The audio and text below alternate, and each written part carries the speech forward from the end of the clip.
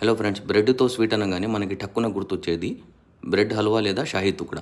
కానీ బ్రెడ్తో ఇలాంటి ఒక రెసిపీ చేసుకోవచ్చని మీలో ఎంతమందికి తెలుసో కమెంట్ చేయండి. మనకి ఎప్పుడూ అందుబాటులో ఉండే పదార్థాలతో కేవలం 20 నిమిషాలలో రెడీ అయిపోతుందండి ఈ రెసిపీ. ఎంతో టేస్టీగా, ఫ్లేవర్ఫుల్గా ఈ రెసిపీ ఎలా ప్రిపేర్ చేయాలో చూద్దాం రండి. దీనికోసం ముందుగా 5 వైట్ బ్రెడ్లని తీసుకొని సైడ్స్ కట్ చేసి ఇలా క్యూబ్స్ లాగా కట్ చేసి పక్కన పెట్టుకోండి.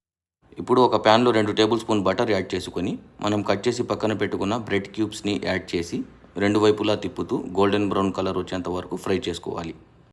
గోల్డెన్ బ్రౌన్ కలర్ రాగానే ఒక ప్లేట్లో తీసుకొని పక్కన పెట్టుకుందాం. ఇప్పుడు అదే ప్యాన్లో 1 టేబుల్ స్పూన్ నెయ్యి యాడ్ చేసుకొని ముందుగా కట్ చేసి పక్కన పెట్టుకున్న బాదం, పిస్తా, కాజు యాడ్ చేసుకొని నిదానంగా రోస్ట్ చేసుకోవాలి.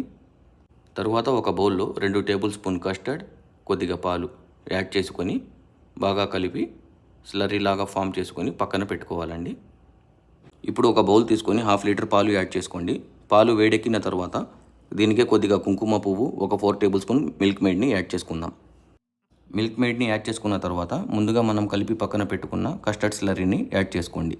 ఒక 5 నిమిషాలు పాలని బాగా మరగనివ్వండి. తర్వాత స్టవ్ ఆపేయండి.